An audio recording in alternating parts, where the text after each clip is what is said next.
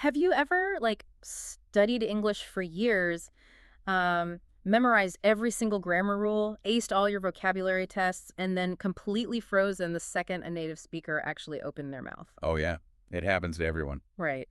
Well, welcome to Daily English Practice. I'm so glad you're here. Today, we are uncovering the hidden operating system of real-world English. It's a big topic. It is. We are going to figure out how to bridge that massive, frustrating gap between the rigid perfection you see in textbooks, and the messy, fast-paced language people actually use every day. Yeah. I mean, it is the universal shock for almost every language learner. You step out of the classroom and suddenly, nothing sounds the way it looks on paper. Completely different. Exactly. You realize very quickly that knowing the vocabulary is really only half the battle. To put it in perspective for you, learning textbook English is a lot like practicing driving in an empty paved parking lot. Oh, that's a good way to put it. Right, like the lines are painted perfectly clearly, there are no other cars around, and you can just take your time checking your mirrors. Nice and safe. Yeah, exactly.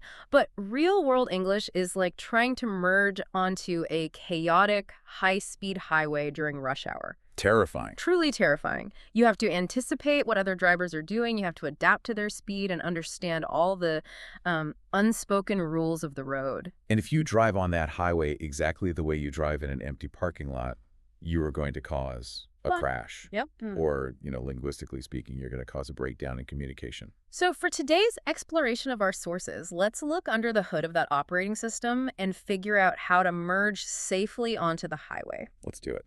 And to do that, we have to start with the physical hardware, like the actual mechanics of the human mouth. Yes. Because before we even get to the vocabulary people choose, we need to understand the physics of how they say those words. And our sources point out that linguists refer to this phenomenon as reductions. Right, reductions. These are the sounds that morph or blend together or just completely disappear when spoken at a normal conversational speed. They just vanish. They do. Ooh. And they are the primary reason a native speaker sounds like they're speaking incredibly fast, even when they aren't. Okay, let's look at the mechanics of this. Yeah. A textbook will tell you to clearly enunciate the sentence, what are you going to do?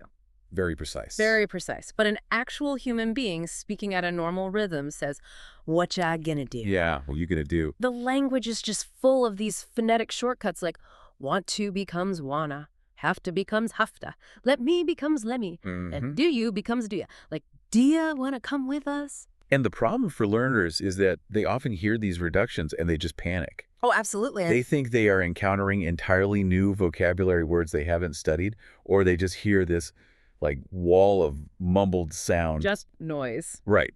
But it's just standard English operating at a higher mechanical efficiency. Wait, I want to pause on that word efficiency because when learners hear native speakers saying, let me in, waha, watcha, the immediate assumption is that native speakers are just being lazy. Oh, I hear that all the time. Right, like they aren't opening their mouths enough. So I have to ask, is this laziness or is there a functional reason the mouth is doing this? It has absolutely nothing to do with laziness. Yeah. It really comes down to the fundamental rhythm of the language. Okay. English is what linguists call a stress-timed language. Stress-timed. What does that mean practically? So, to understand this, contrast it with a syllable-timed language, like Spanish or French, where every single syllable gets roughly the same amount of time and weight. Okay, that makes sense. But in English, the rhythm is built entirely around the stressed, important words, the nouns, the main verbs, the adjectives. So if the important words get the stress, what happens to the rest of the sentence? Well, the less important words, the prepositions, the helper verbs, the articles, they have to be squeezed into the remaining spaces to maintain the beat. Oh, wow. Yeah, physically, your jaw literally does not have the time to fully drop and articulate every single vowel if you want to keep that rhythm flowing. So it's a physical limitation. Exactly. Your mouth has to cut corners. So, tu becomes tis, and you becomes ya. So if I try to over-enunciate every single word like my textbook taught me, just giving them all equal time, Yeah. I'm actually making it harder for the native speaker to understand my point. You absolutely are. Yeah. You lose the entire melody of the language. You end up sounding robotic. Robotic, yeah. It is like playing a piece of music and hitting every single key on the piano with the exact same maximum force. That sounds awful. Right. The listener doesn't know a part of the sentence matters because you are emphasizing everything. Okay, that reframes the whole concept for me. It's not sloppy, It's acoustic hierarchy. Acoustic hierarchy, I like that. But there are still rules to this, right? It's not just random mumbling. Oh, there are definitely rules. Like, for example, the grammatical constraints around the word gonna. Yes, perfect example. You can reduce going into gonna. If you say, I'm going to fly to London tomorrow. Yep. But you cannot look at someone and say, I'm going to London. No, never. And the mechanism behind that rule is actually fascinating. Why does that happen? Well, in the first sentence, I'm going to fly, the phrase going to is acting as a helper verb. It just signals that the action happens in the future. Okay. Because it's just grammatical glue, it gets reduced. But in the sentence, I am going to London, the word going is the main physical action of the sentence. Oh, I see. It carries the primary meaning. Exactly. So it demands stress. It cannot be reduced. That makes so much sense. If you say, I'm going to London, a native speaker's brain will literally stall out, just waiting for the verb. You're like, you're going to, what, London? Right. You're going to buy it, Yeah. destroy it. Yeah. The grammar rules dictate the physical reductions. Okay, so if our mouths are cutting corners to keep the rhythm of the sentence flowing, it makes logical sense that our vocabulary choices are doing the exact same thing. Absolutely. We aren't just shortening sounds, we're shortening entire thoughts. Let's look at how everyday phrases trade long, complex textbook structures for much shorter, softer alternatives. This is a major, major hurdle in the transition from the classroom to the real world. I bet. Textbooks teach you to construct complete, grammatically perfect sentences for every single interaction. But real conversation relies heavily on rapid, casual acknowledgement. Like, if someone proposes a plan, a textbook tells you to apply, yes, that is acceptable to me. Which is so stiff. So stiff. In reality, you'll almost never hear that in an American workplace. People just say, sounds good, or that works for me. Exactly. Or if you have to decline an invitation, you don't declare, I will be unable to attend. You just say, I can't make it. And the psychology behind this shift is really vital. What do you mean? Well, in many English-speaking cultures, especially in America, overt formality can actually read as coldness or distance. Oh, interesting. Yeah. Using those shorter, relaxed phrases signals friendliness and a sense of being on the same team. A great example of this from the sources is the phrase, I'm good. Oh, that's a classic. It's incredibly versatile. It's used as a polite rejection. Like if someone asks, do you want more coffee? You don't say, no, thank you, I have had enough. Right. You just smile and say, I'm good. Think about what that phrase accomplishes, though. Okay. It politely declines the offer, but it simultaneously reassures the host that your needs are entirely met. Oh, that's true. It removes any burden from the person offering. Yeah. It is highly efficient empathy. Highly efficient empathy. I love that. Another one is, I'll figure it out. Yeah. Instead of saying, I am currently unaware of the solution, but I will endeavor to find one. Nobody says that. Right. You just say, I'll figure it out. It signals ability. It tells the listener they don't need to stress about it. It's a great phrase. But this brings us to a much trickier part of real-world interaction, which our sources go into in depth, the politeness spectrum and how directness causes friction. Directness is a minefield for learners, Yeah. especially those coming from cultures where straightforward communication is valued as honesty. Because in English, directness can very easily trigger defensiveness. Instantly. Let me give you an example from the workplace. If a colleague asks you a question you don't know the answer to, saying, how should I know, is considered incredibly rude. Very aggressive. Yeah. Instead, the standard response is, I'm not sure, but I can check for you. Why is the first one so offensive? They both convey the exact same lack of information. It comes down to perceived aggression. How should I know?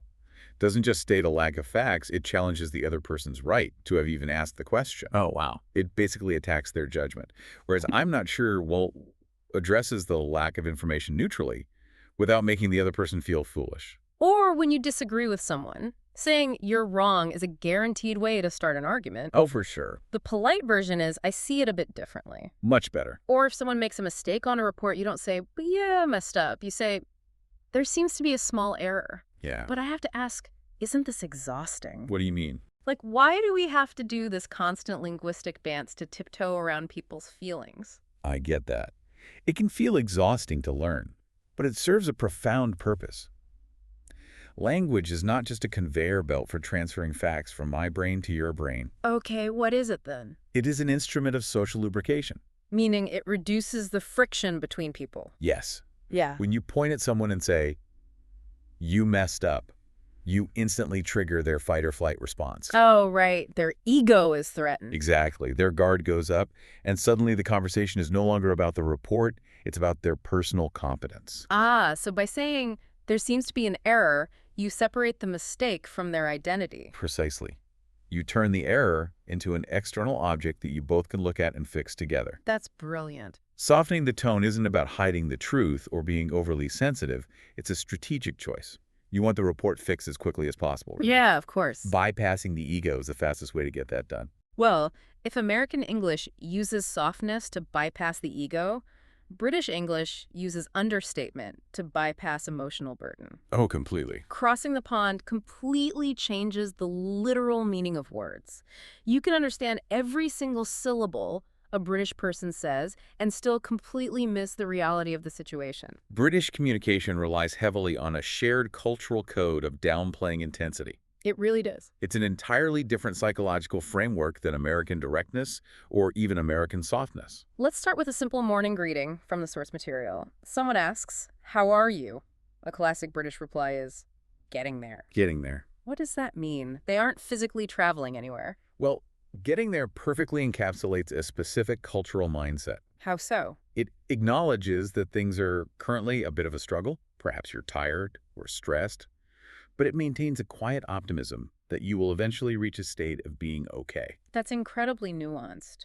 It answers the question honestly without forcing the other person to deal with your actual problems.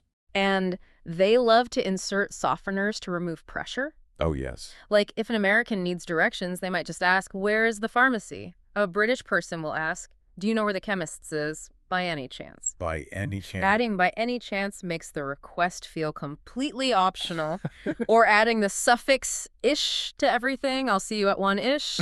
It removes absolute commitment so no one can be disappointed. It basically provides an escape hatch for everyone involved. But the absolute peak of this cultural code is the British understatement, particularly how they use the phrase "not ideal." Oh, this is the best one. The contrast here is hilarious. Imagine there are temporary traffic lights on your morning commute. It adds maybe 5 minutes to your drive.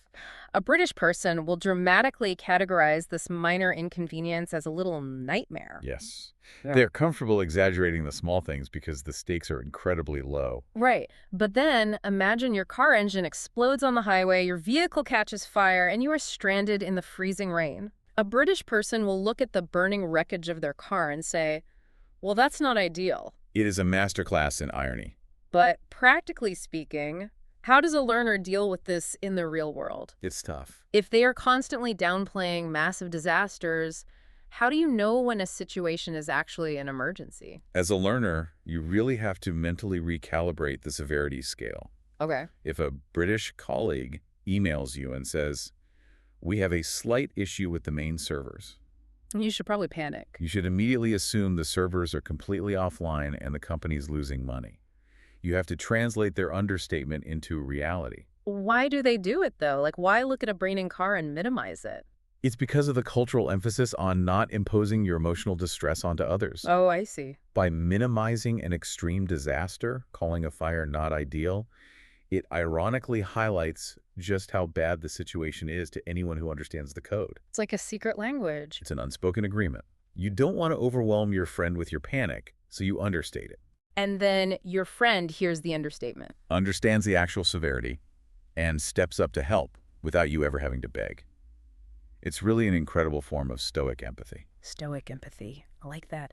And when it's finally time to escape the burning car or, just leave a social gathering, they have a highly choreographed ritual for that too. The famous exit. Yes. You can't just say goodbye and walk out the door. You have to slap both hands onto your knees, stand up deliberately, and announce to the room, "Right, I'd better be off." It's a theatrical performance designed to prevent abruptness. It really is. It gives the room a warning that a departure is imminent, allowing everyone to emotionally prepare for the transition. Well, if British English is all about understating reality, modern internet culture is entirely about overstating it with vivid, sometimes completely bizarre imagery. True. Very true. We are moving from the subtle codes of the UK to the final frontier of real-world English, idioms and the bleeding edge of 2026 internet slang. This is where the textbook is truly obsolete, because the language here is built entirely on metaphor and cultural history. Let's look at some classic idioms first.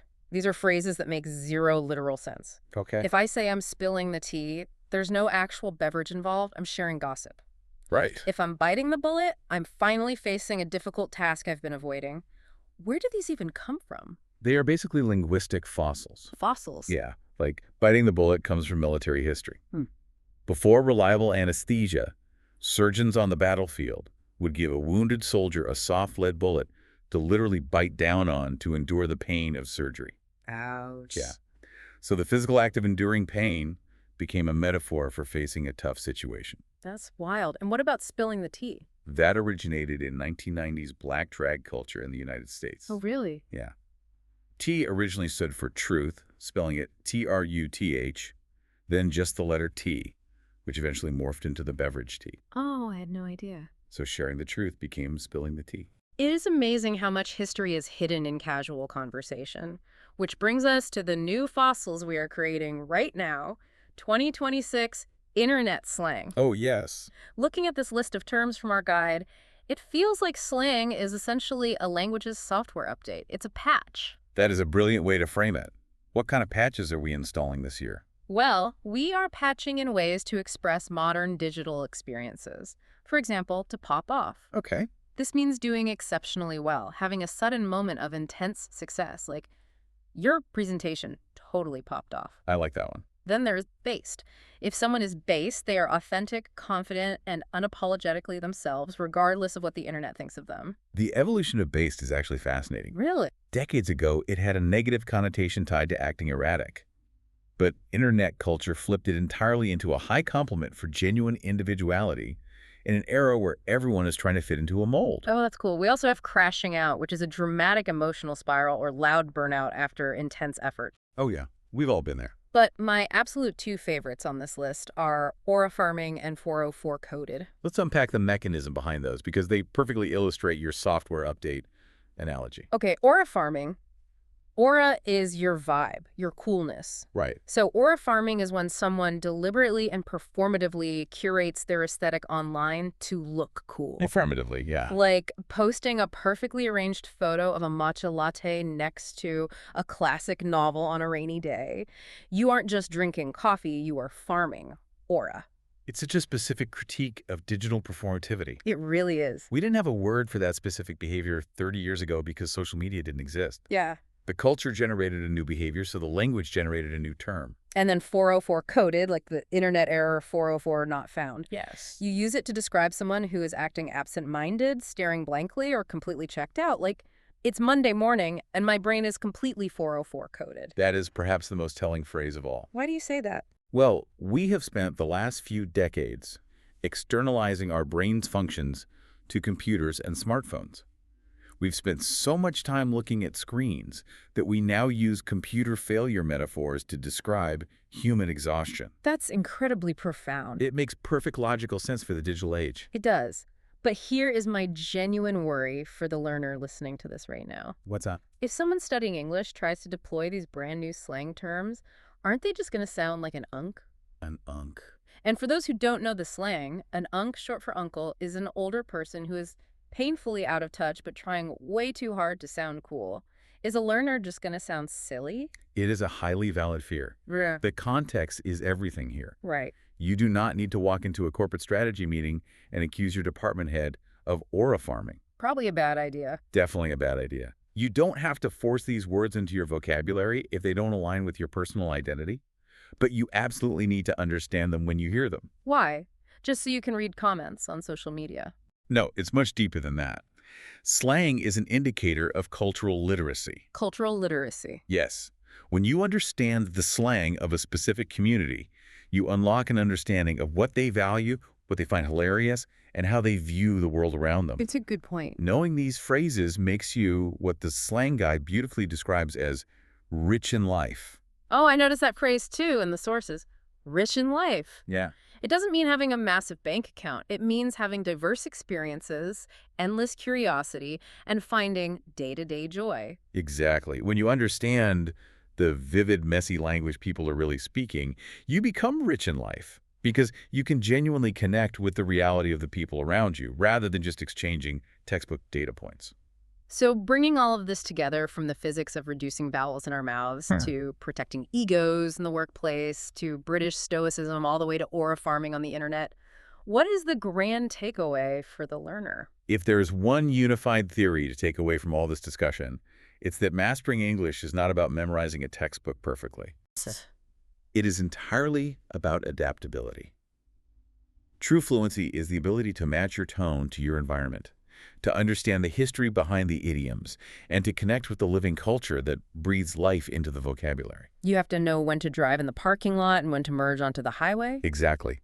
But I actually want to leave everyone listening with a completely different, somewhat provocative thought to mull over. Oh, okay. Let's hear it. We've established today that language is a living, breathing organism that never stops evolving. Hmm. But look at the trajectory of technology right now. What do you mean? AI, real-time translation, is getting incredibly fast and astonishingly accurate. It really is. We are rapidly approaching a point where you could speak your native language into an earpiece, and the AI will translate it into perfect, localized English for the listener. Wow. So my question is, in 20 or 30 years, will we even need to learn these cultural quirks? Wait, really? Will algorithms automatically soften our direct emails to protect our colleagues' egos? Oh my gosh. Will a computer automatically insert British understatements for us when we speak to someone in London? Are we the last generation that actually needs to study the hidden operating system of another culture, or will technology just do the empathy for us? That is a wild thought. Are we outsourcing our social lubrication to artificial intelligence? It's very possible. I love that question. It really forces you to think about what it actually means to communicate with another human being. It does. And with that amazing thought, we're going to wrap up our discussion for today. I want to say a massive thank you to you, the listener, for tuning in to Daily English Practice. Yes, thank you. We hope this uncovered some of the mysteries of the real-world highway and gave you some incredible tools to use in your everyday conversations. Absolutely. But we definitely don't want the conversation to end here. We want you to interact with the channel. We really do. Hit that like button and leave a comment down below telling us your absolute favorite phrase or concept that we covered today. Are you more likely to use a British understatement and say a disaster is not ideal, or are you currently feeling completely 404 coded? Let us know. Share this video with your fellow English learners who might be struggling with textbook robot syndrome. And of course, make sure to subscribe for more amazing practice to keep your English sounding natural, confident, and real. We'll see you next time.